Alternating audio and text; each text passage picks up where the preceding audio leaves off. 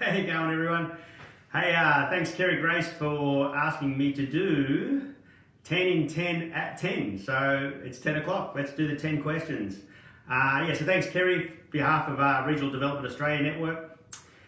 10 questions. So what's my name, company, name and location? Well, right now I'm just Scotty Schindler. I'm a self-funded retiree. However, question 2, how long have I been in business for? I started a company called ReNet back in 2000. That was a real estate software company, and that went on a really successful journey. Running that from regional Australia, it was really, really good. What's the preference for marketing? My business and why? Facebook, LinkedIn, Instagram, or other? Look, I really, really like LinkedIn because of the network people that are there, and it's a lot of people that are go-getters and they want to learn, they want to thrive, they're business people. So I really do like LinkedIn as a network. My biggest business disaster. Probably my biggest business disaster was a business partnership I went into. That turned really ugly after 6 years. We did end up in court and things like that. And what did I do? Turn around for a start? Well, I didn't counter sue or do anything like that. I actually turned it around and managed to get the business and move on and grow and prosper out of it. And I certainly learned a lot about the legal system out of that situation. 5, so what's my most important business tools? I would suggest the most important business tool I've ever had is my ability to be able to have a conversation with someone and talk to people and get to know them. That whole know, like, and trust is, look, I wasn't always like that, but I did get taught how to do it in the 90s, and that has become a really, really important business asset, and I guess we'll call that a tool. What's my preference on running a small or large organisation? Good question, Kerry. Well, you start a business, then it turns into an organisation, but if I had to give a preference, I would definitely stick with a small to medium enterprise. Look, large organisations are the same, they've just got more of these small to medium enterprises, and then you start to get more of the back of the house, confronting with the front of the house, and you just got to learn to deal with more and more of those situations. So my preference would always be to run a small to medium organisation. For me, a little bit more fun, a little bit more control, a little bit more rewarding, and a little bit more nimble and agile to be able to get things done, which is really the reason why you get into business. But in saying that, look, there's nothing wrong with a large organisation. It's just not my preference, that's all. Now, how do you maintain work-life balance? Number 8. Yeah, well, look, I came up with a term years ago called school teacher hours.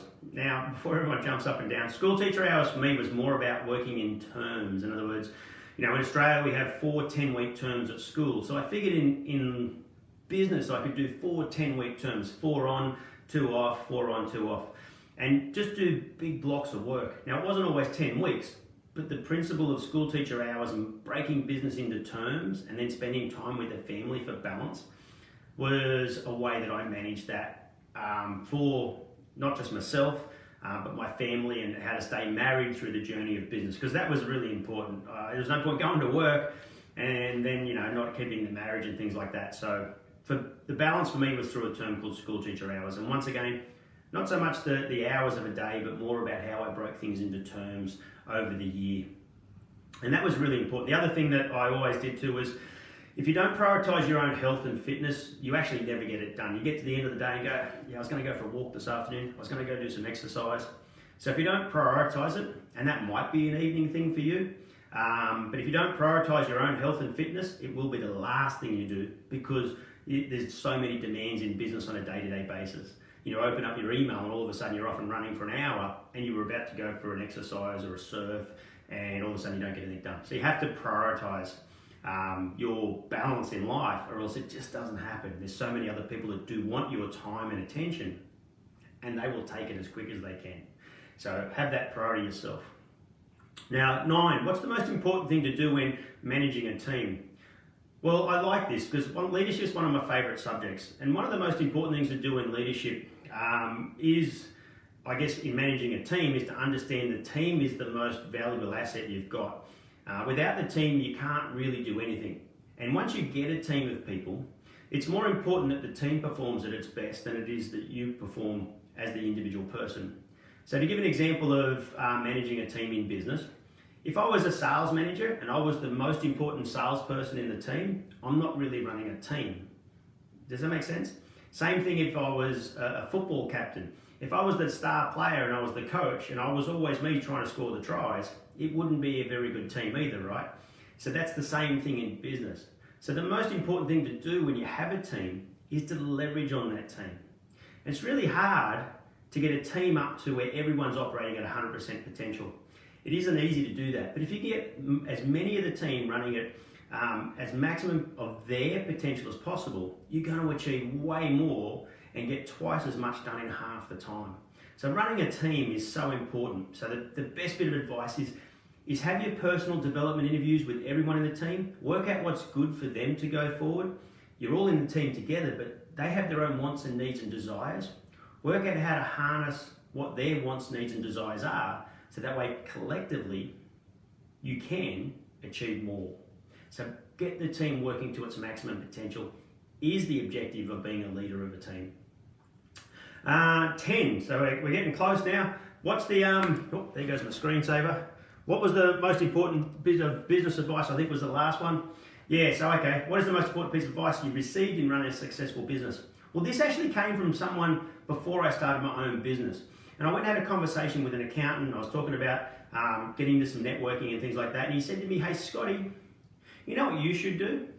You should go and start your own. And I went, hey, now that is a good idea. And I did. So I went out and created my own systems and then implemented those systems and went on a journey of investing in my systems, which in the end became the company ReNet. And that is how I created everything that I wanted out of life. And it was the single most important bit of advice I was ever given, and I wasn't even in business yet. So go and create your systems in business, work the systems, and you can achieve so much more than you thought possible.